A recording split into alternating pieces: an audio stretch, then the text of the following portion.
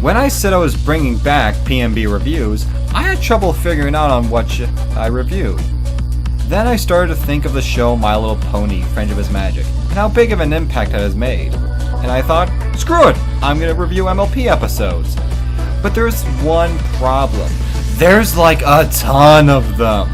I have 1 month to get through these, and it's gonna be way too much. So here's what I'm gonna do. I'm gonna review the ones that are the best known. Your Eternal Harmonies, your Candlelight Weddings, your Best Night Evers. I know the show has both its lovers and haters, but both cannot deny one thing. It has inspired a whole generation of artists, animators, and voice actors alike. It's an unexpected phenomenon that has to be acknowledged. Now keep in mind that this is my honest opinions. If you like or hate any of these episodes, there's nothing wrong with that. It's just how I view them. This is the series I like to call Pony-A-Thon. Yeah, I know, but shut up! Now let's start with the very first episode, simply called Friendship is Magic. But before I jump right into the review, let me tell you what My Little Pony meant back then. In the early 2000s, the My Little Pony brand was usually the butt of various jokes. And who can blame them? The animated shows and movies before and around that time were just made to pander to the female demographic. And this happened with a lot of girl shows around that time. And when this was announced, everyone was rolling their eyes. Oh boy, this is going to crash and burn.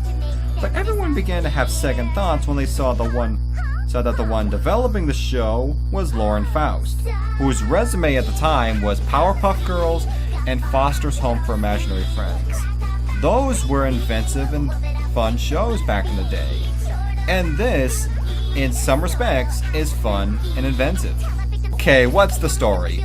We get a narrated backstory about two pony princesses, one who can raise the sun and the one who can raise the moon. But the moon princess is fed up with all the ponies sleeping during her night, so she turns to an evil entity called Nightmare Moon. But the sun princess banishes her to the moon.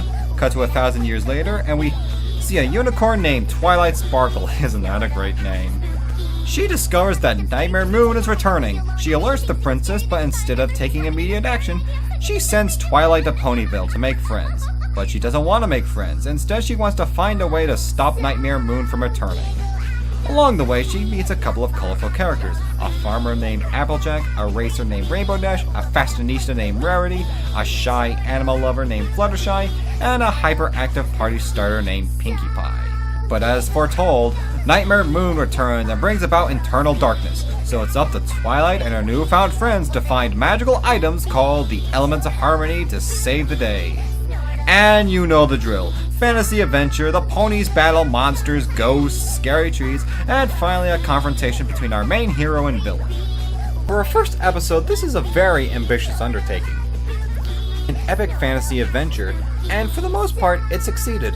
But the one question you ask yourself is, wouldn't this work better as an hour-and-a-half movie? And the answer is, yes it would. It's apparent that Lauren wanted to add more things to make this incarnation be more engaging than the others.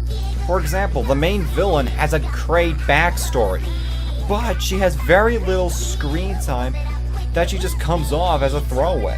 And there's also a lot of pacing issues that makes everything seem a tad rushed. But it's a TV show, and a kid's one at that, so they had to work at a time limit.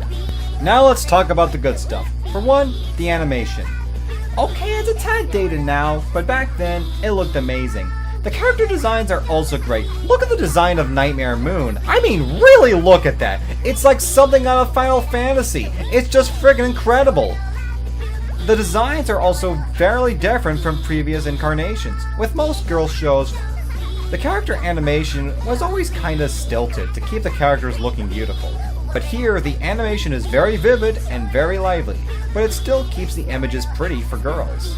But the best thing in the episode is the characters and voice acting. I like that all the ponies aren't all the same. Both have their different personalities, different flaws, and their strengths that make them all individuals. Plus, they have great voice actresses to play them, like Tara Strong and Tabitha St. Germain. Overall, Friendship is Magic isn't great, but it's not a bad place to start either. But this is just the first episode in the series to come. Isn't this exciting? I'm excited. I've never been so